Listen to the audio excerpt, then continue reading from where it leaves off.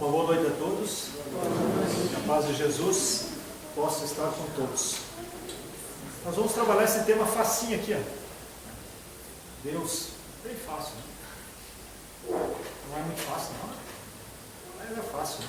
Tudo na doutrina espírita é fácil. Nós é que complicamos as coisas, né? A hora que nós começarmos a perceber que somos nós o problema, a gente começa a resolver os nossos problemas. Mas vamos lá. Deus. Esse tema nós estamos extraindo, né, desta obra, a Gênese. A gente está completando neste ano 150 anos da sua publicação. Ela foi publicada a sua primeira edição em 6 de janeiro de 1868. 11 anos, portanto, depois da publicação do Livro dos Espíritos.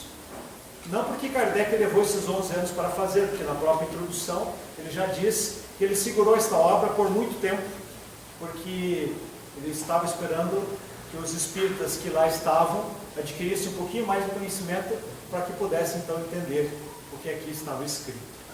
E a gente sabe por inúmeras pesquisas feitas que esta obra é a menos lida por nós espíritas. Quiçá estudada então, né? Se nós não lemos, né? Estudar então é bem mais difícil. Vamos tentar estudar um pouquinho sobre ela. Kardec, quando publicou a primeira obra, o Livro dos Espíritos, ele já percebeu que havia necessidade de desdobramento desta obra. E assim o fez. O Livro dos Espíritos tem 4 partes. Cada parte dessa deu origem a um novo livro. Da pergunta 1 a 75, que é a primeira parte, deu origem à Gênese. Da 76 até a 613, deu origem ao Livro dos Médiuns. Da 614 até a 919, deu origem ao livro Evangelho segundo o Espiritismo. E a partir da 920 até a 1019, então deu origem ao livro O Céu e o Inferno. E nós vemos que são complementos. Mesmo assim, nós estudamos o Livro dos Espíritos, mas muitas vezes não estudamos todas as obras complementares. Fica aí o convite, né, para que a gente possa ler esta que é a menos lida, O Céu e o Inferno, que também é uma das obras que ficam sempre aquém das nossas observações. Nós vamos falar de Deus. Este capítulo, ele vai tratar, o capítulo 2 da Gênese, vai tratar sobre a existência de Deus, a natureza divina, a providência e a visão de Deus. Nós não vamos abordar todos os temas, até porque não daria tempo para isso. Nós vamos abordar apenas os 2 primeiros temas trazidos neste capítulo. O título do capítulo é Deus. Aí a gente já vai entender por que Kardec começou com a primeira pergunta, né, perguntando de Deus, né?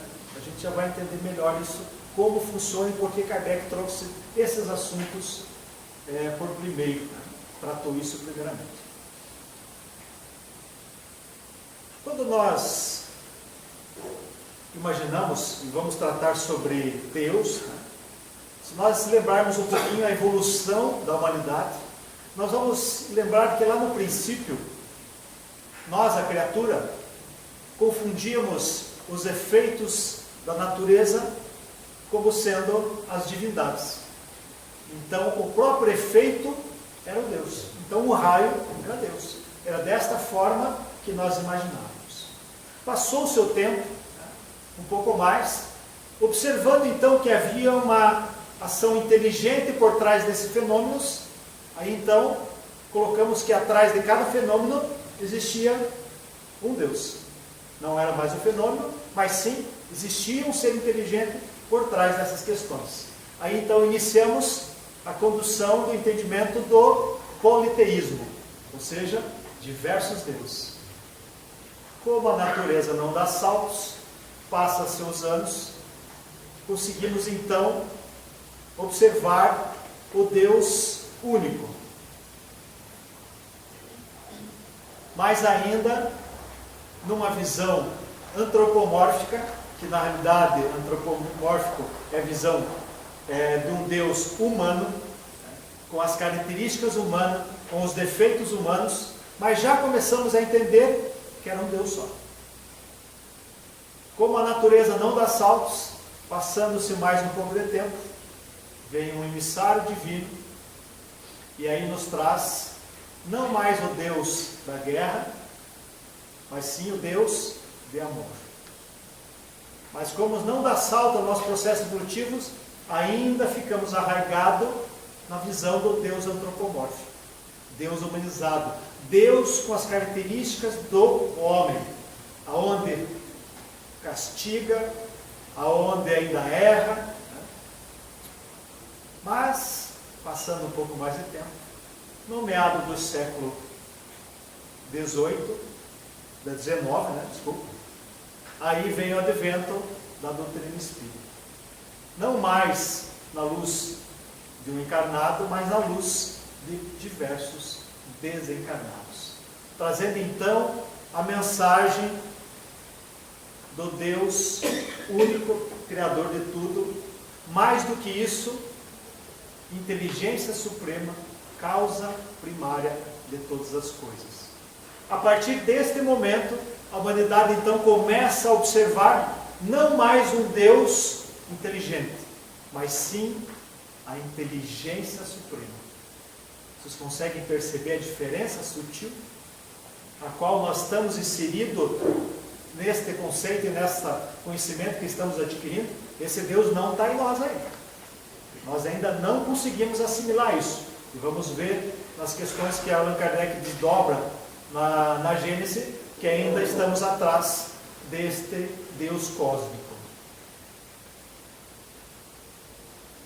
Aí adentrando então a doutrina espírita, mas antes de falarmos dessa questão primeiro, nós vamos lá para a introdução do Livro dos Espíritos, onde Kardec coloca que na introdução está toda a doutrina espírita. Ele faz um resumo e ali contém toda a doutrina espírita. E quando ele começa a falar dos princípios básicos que é a doutrina espírita, ele começa com a primeira observação. Então ele diz: vamos reunir em poucas palavras os pontos principais da doutrina que nos transmitiram. Então, é uma doutrina transmitida pelos espíritos. A gente fala Kardec nos trouxe, mas na realidade estamos falando de espíritos superiores. Kardec foi apenas o codificador, foi o organizador de todas essas questões, didaticamente, para que nós pudéssemos entendê-lo hoje e estudá-lo.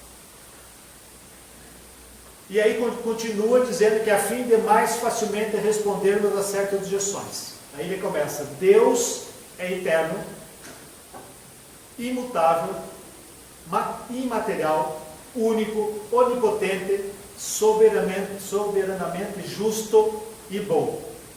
Criador do universo, que abrange os seres animados, inanimados, os seres materiais e imateriais. Ou seja, Criador de tudo. E aí então nós temos a primeira pergunta do Livro dos Espíritos, que é Deus. Mas se a gente fazer uma reflexão primeiro na pergunta, em vez de olhar a resposta, nós já vamos identificar que Kardec não tinha mais o conceito do Deus antropomórfico. Ele já enxergava um Deus cósmico, porque ele pergunta: que é Deus? Porque se ainda tivéssemos uma visão antropomórfica, nós perguntaríamos: quem é Deus? Então, o que é Deus? E aí sim a resposta, que todos nós já escutamos inúmeras vezes: Deus, então, é a inteligência suprema, causa primária de todas as coisas. E a partir de então, nós, a humanidade, começamos a trabalhar o conceito deste Deus, inteligência suprema, causa primária de todas as coisas. E não mais a ideia do Deus inteligente. Não é mais um ser inteligente, e sim a inteligência suprema.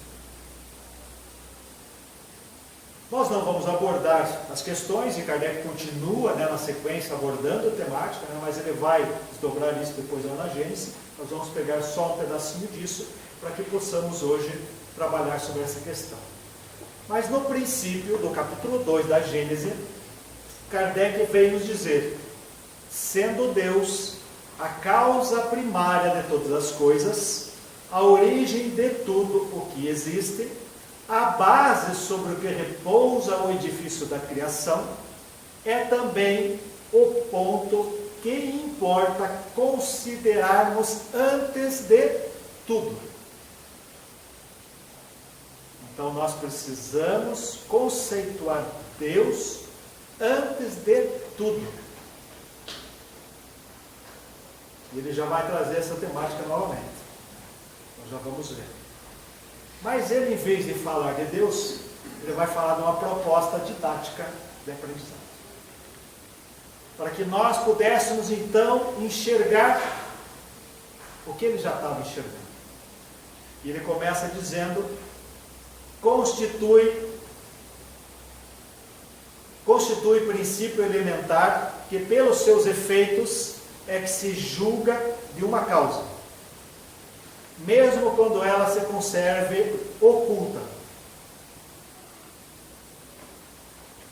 E aí ele traz um exemplo. Eu vou mudar esse exemplo.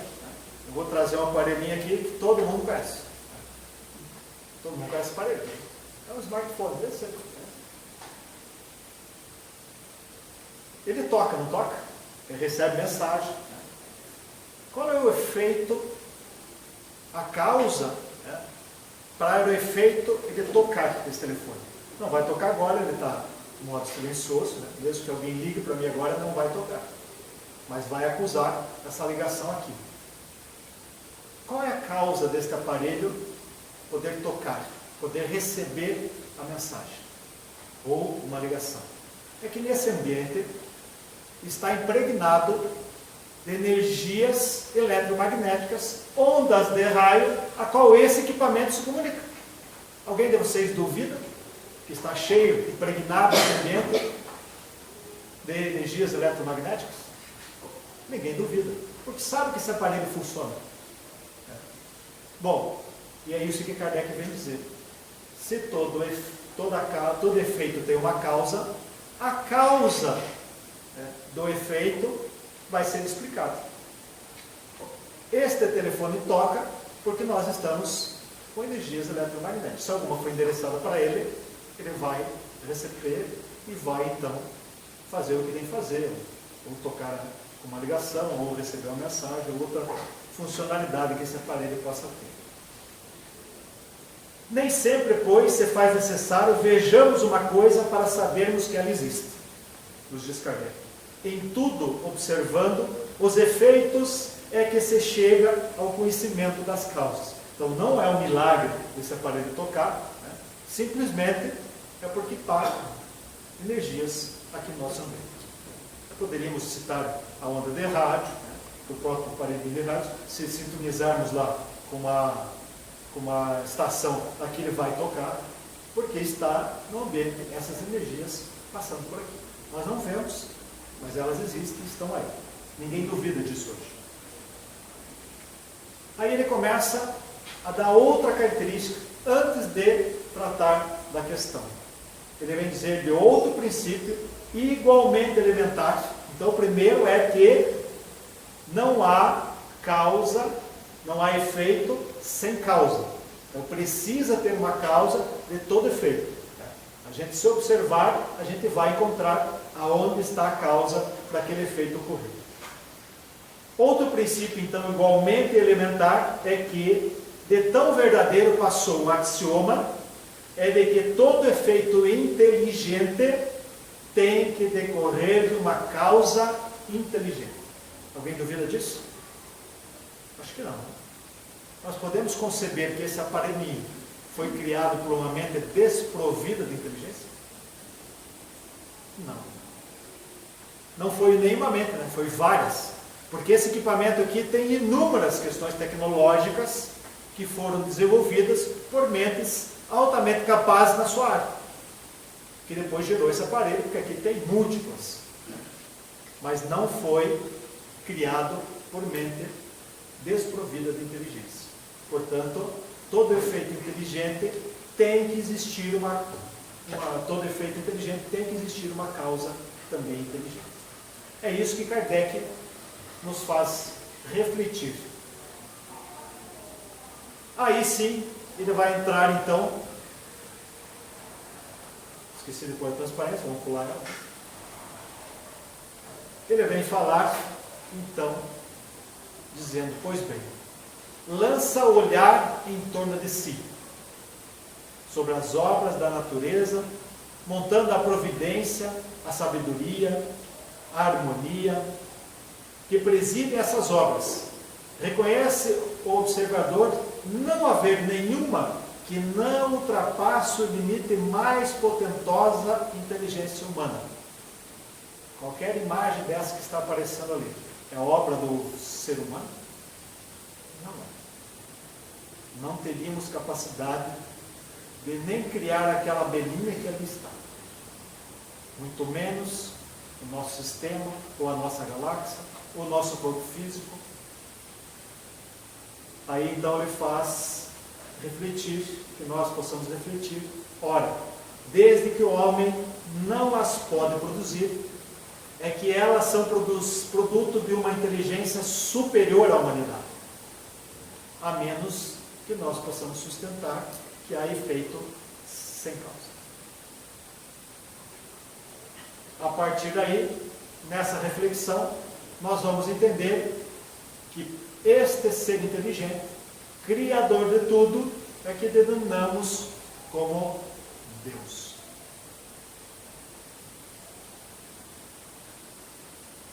Olhando então para a sua natureza,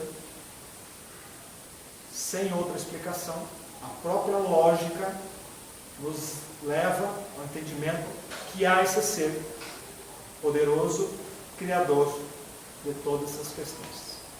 E hoje denominamos como Deus. Já demos outro nome, né? Porque nós somos espíritos, que horas estamos encarnados nesse processo reencarnatório, mas já tivemos inúmeros outros. E lá no passado, nós tivemos outro entendimento. Muitos deles, fenômenos naturais, depois enxergando que atrás de cada fenômeno era um Deus, depois enxergando o Deus que guerreia, né? O Deus que luta, que castiga, depois traz o Deus de amor. Jesus então nos traz a figura do Deus Pai, o Deus de amor, e agora a doutrina espírita nos vem trazer então o Deus cósmico, criador de tudo, inteligência suprema. Mas as reflexões de Kardec continuam, e ele no item 8, onde vai tratar da natureza divina, nos vem dizer: não é dado ao homem sondar a natureza íntima de Deus. Não temos capacidade de entender Deus na sua intimidade. Para compreendê-lo, ainda nos falta um sentido próprio, que só se adquire por meio da completa depuração do Espírito. Isso significa, por mais que quiséssemos entender a intimidade de Deus, não seria possível. Nós não desenvolvemos ainda os sentidos necessários para tal. Isso significa que vamos ter que desenvolver sentidos que não temos ainda. Claro, estamos inseridos na lei do progresso. Fomos criados simples e ignorantes. Vamos chegar à perfeição. Nesse trajeto, como diz os Espíritos, vamos adquirir quando tiver completa a depuração do Espírito. Aí vamos adquirir então este sentido para entender a intimidade de Deus. Antes disso, não será possível. Oh, mas peraí, Kardec já disse que Deus é a base de tudo, né? É o alicerce da onde nós vamos ter que construir todo o nosso entendimento. Precisamos começar por ele. E aí ele vem dizer que nós não podemos entender Deus, né? Como é que fica isso? Mas Kardec, né? Era Kardec. Estava preparado, né, para essas questões. Não era um espírito qualquer que Jesus incumbiu para que viesse ser o codificador do Consolador prometido.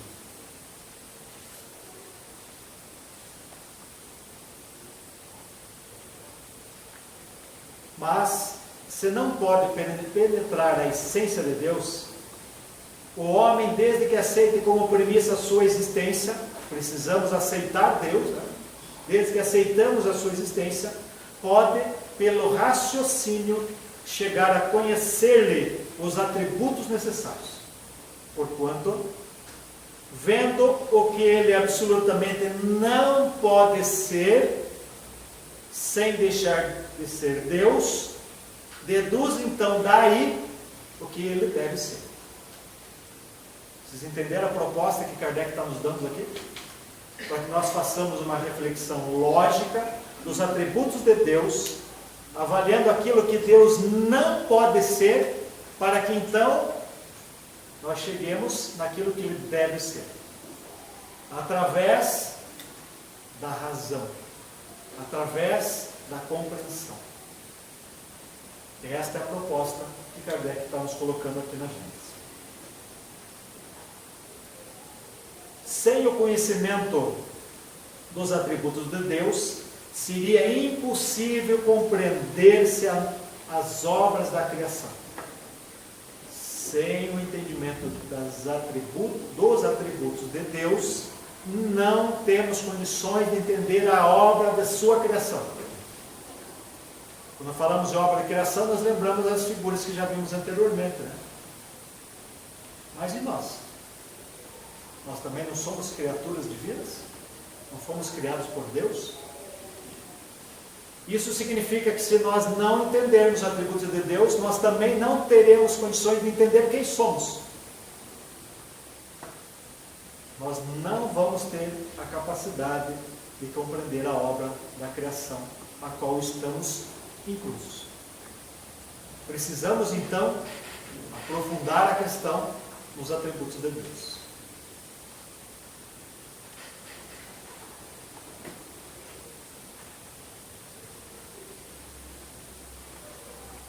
Aí então Kardec começa a elaborar, ele traz isso resumidamente no Livro dos Espíritos, mas aqui ele amplia essas explicações e vai nos trazer inúmeros atributos divinos. O primeiro deles: Deus é a suprema e soberana inteligência. É limitada a inteligência do homem, pois que não pode fazer nem compreender tudo que existe. Questão óbvia e lógica. Não temos condições de entender tudo o que existe. A de Deus, abrangendo o infinito, tem que ser infinita. Se a supuséssemos limitada num ponto qualquer, poderíamos conceber outro ser mais inteligente, capaz de compreender e fazer o que o primeiro não faria, e assim por diante até o infinito. Então aquele que chegasse lá na capacidade intelectual máxima, esse então que seria Deus. Mas nós estamos falando dele mesmo. Então só podemos conceber Deus com a soberana inteligência. Não podemos imaginar que não conhece tudo, não sabe tudo.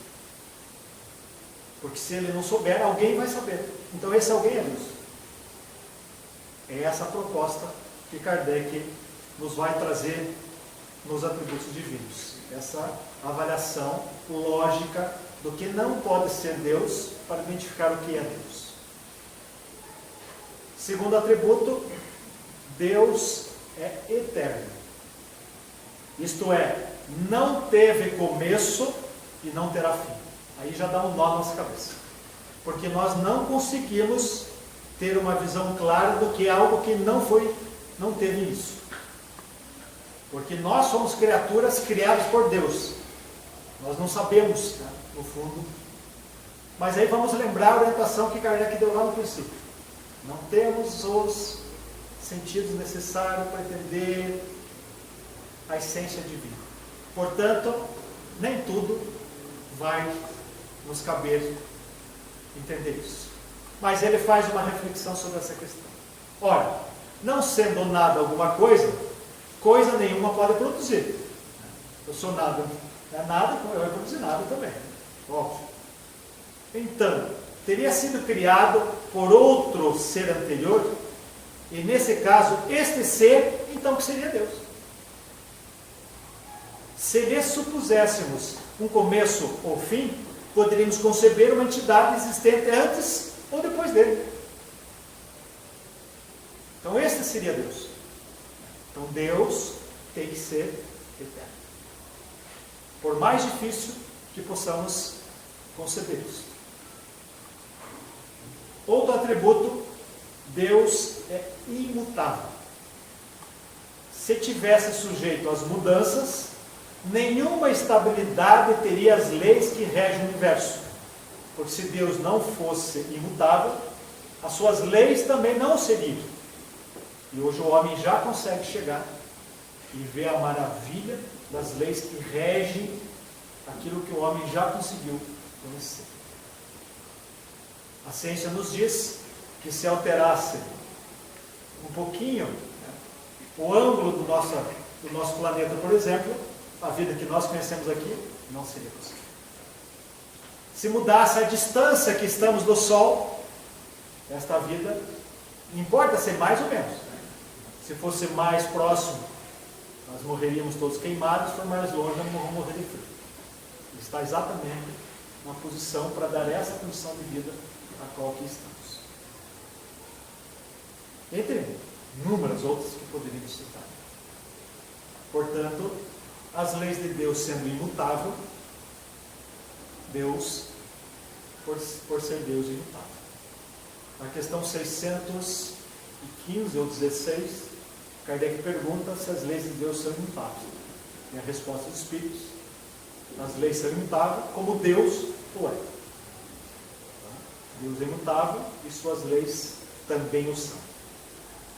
Outro atributo, Deus é imaterial. Isto é, a sua natureza difere de tudo que chamamos matéria. De outro modo, não seria imutável, pois estaria sujeito à transformação da matéria. Isso é uma coisa que nós vemos até uma questão já da ciência humana. Não precisamos nem olhar para a orientação dos próprios Espíritos. Porque depois vamos dizer que a base, né, de todo o processo, o hálito divino é o fluido cósmico universal, que a partir do esforço da mente, do pensamento, vai se transformar, se condensa isso, e aí temos as questões materiais. Que hoje o homem já sabe que nós somos energia. Energia condensada. Porque na verdade nós não somos, né? É um equívoco de pensamento, nós somos espíritos. O meu corpo é. Ontem ainda falávamos no nosso grupo de estudo que a gente tem que fazer um exercício constante para que possamos lembrar que somos espíritos. Porque senão nos pegamos muitas vezes ainda uma visão materialista, olhando como se o meu espírito, né? Na verdade eu sou o espírito. Vamos sempre lembrar que quando os espíritos superiores vão falar que o maior entrave do progresso é o materialismo, né? É essa visão materialista que nós temos ainda. Porque o que contrapõe o materialismo é a espiritualidade. Então a espiritualidade é o que contrapõe o materialismo. Então eles não estão falando de bens materiais, eles estão falando de comportamento ainda material. Esse é o entrave do progresso. Então nós não conseguimos enxergar que somos espíritos. E aí damos mais valor para as questões transitórias e menos valor para as questões definitivas que somos nós mesmos como espíritos. Mas continua dizendo Kardec que Deus carece de forma apreciável pelos nossos sentidos, sem o que seria material. Dizemos a mão de Deus, o olho de Deus, a boca de Deus, né? E quantas situações que a gente compara em relação, ainda temos essa visão de Deus antropomórfico ainda. Ele está em nós, né? Nós ainda temos uma dificuldade de olhar esse Deus cósmico. Mas faz parte do nosso processo evolutivo, né? Não dá saltos ao progresso. Lá atrás, nós imaginar Deus nos fenômenos naturais. Hoje já estamos começando a repensar as questões já no sentido do Deus cósmico. Deus é onipotente. Se não possuísse o poder supremo, sempre se poderia conceber uma entidade mais poderosa e assim por diante até chegar-se ao ser cuja potencialidade nenhum outro ultrapassasse. Esse então é que seria Deus. Então, se Deus não possui todo o poder supremo, alguém tem. Outro ser tem. Então, esse outro ser que é Deus. Então, por definição, através do nosso conceito racional, Deus tem que ser onipotente, ou seja, ter o poder supremo. Deus é soberanamente justo e bom. Esse atributo é o que mais afeta o nosso relacionamento com Deus. Deus é soberanamente justo e bom. A providencial sabedoria das leis divinas se revela nas mais pequenas coisas como nas maiores, não permitindo essa sabedoria que se duvide da sua justiça nem da sua bondade. Nós acreditamos nisso? Olha, até quando estamos aqui na casa espírita, né, um grupo de estudo, uma palestra, a gente até acredita. Mas quando nós saímos lá fora, muitas vezes nós não acreditamos mais. Basta lembrar de qualquer espécie de reclamação que fazemos. Seja a menor que for, o que nós estamos dizendo? Que eu não merecia aquilo e Deus está me colocando aquelas questões. Se eu não mereço, Deus está sendo injusto. Mas Deus é soberanamente justo. Onde está o equívoco aí? Está no meu raciocínio. Porque este relacionamento com Deus não está correto por minha parte ainda. A parte dele sempre vai estar correta. Mas ainda eu não consegui alcançar. Ainda dentro de mim há aquele Deus antropomórfico. Aquele Deus que castiga, aquele Deus que julga, aquele Deus que aponta o seu dedo, privilegia um em detrimento de outro. Eu não consegui enxergar ainda esse Deus cósmico, que um dos seus atributos é ser soberanamente justo e bom. Tudo que acontece para mim é para o meu bem.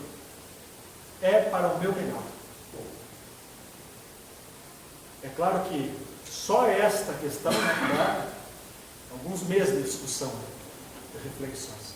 Mas como nós aprendemos por repetição, isso nós vamos escutar muitas e muitas vezes até conseguir realmente abarcar isso dentro do nosso mundo.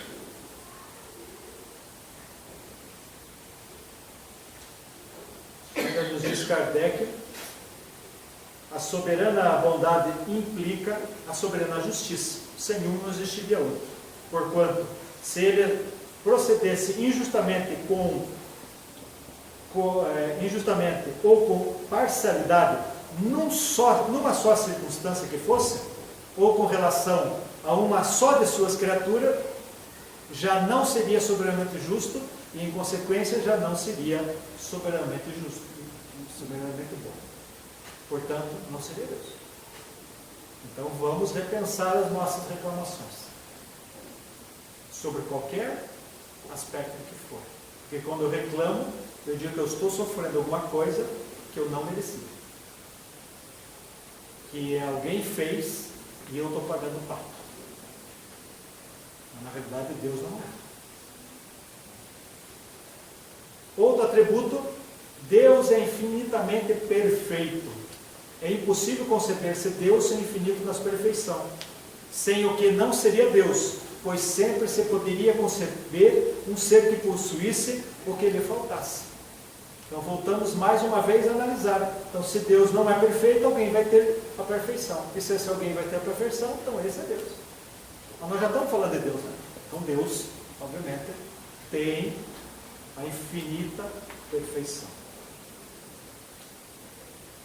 E o último atributo que Kardec nos coloca aqui na Gênese vai ser Deus é único. A unicidade de Deus é consequência do fato de ser infinita as suas perfeições. Não poderia existir outro Deus, salvo sob a condição de ser igualmente infinito em todas as coisas, visto que se houvesse entre eles a mais ligeira diferença, um seria inferior ao outro, subordinado ao poder desse outro, e então não seria Deus. Se houvesse entre ambos igualdade absoluta, Isso equivaleria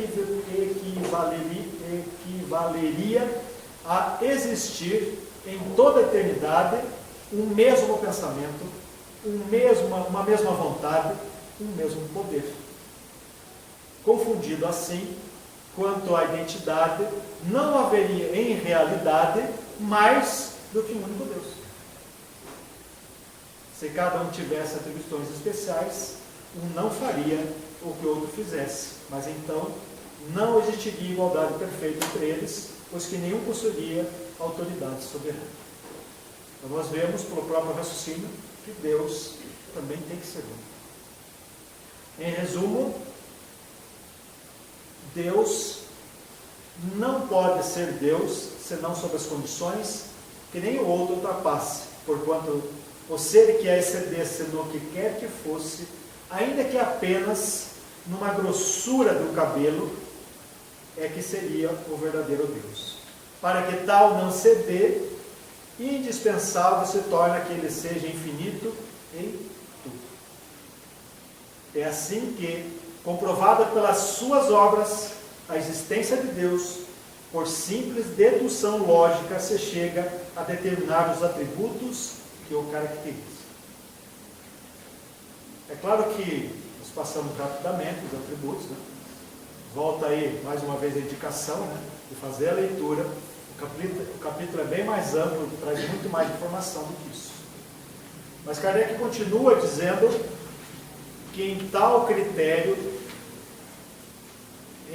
tal também o critério infalível de todas as doutrinas filosóficas e religiosas. Para apreciá-las, dispõe o homem de uma medida rigorosa, exata, nos atributos de Deus, e pode afirmar a si mesmo que toda teoria, todo princípio, todo dogma, toda crença, toda prática que existir em contradição com um só que seja desses atributos, que tenha não tanto anulá-lo, mas simplesmente a diminuí-lo, não pode estar com a verdade. E esta concepção serve, Kardec aborda aqui a questão para doutrinas religiosas e filosóficas, mas isso é uma questão também para nós, na nossa individualidade, porque se nós não concebermos Deus nas condições desses atributos, na sua infinidade, nós também vamos estar equivocando e não estaremos com a verdade. Então nós precisamos exercitar esses entendimentos para que realmente possamos alcançar essa compreensão. E assim criar uma estrutura base para que tudo que vinha acima disso não venha a ruir como um castelo de areia sem uma estrutura. Então, se nós queremos ter realmente essa concepção, o entendimento correto, buscar efetivamente esses conceitos que a doutrina nos traz, como diz Kardec, este é o ponto primeiro. Precisamos exercitar esse entendimento. Porque se não for por ele, estaremos construindo sem a base. E sem a base, uma hora ou outra, isto vai ruir. Pois bem, como eu já falei no início, não temos pretensão nenhuma de esgotar o assunto. Mas trazemos aqui uma reflexão, que possamos olhar as imagens. O som aqui está bem baixinho, né? Tem uma musiquinha aqui, mas bem baixinho. Mas só para que nós possamos observar mais o que lá vai aparecer, né?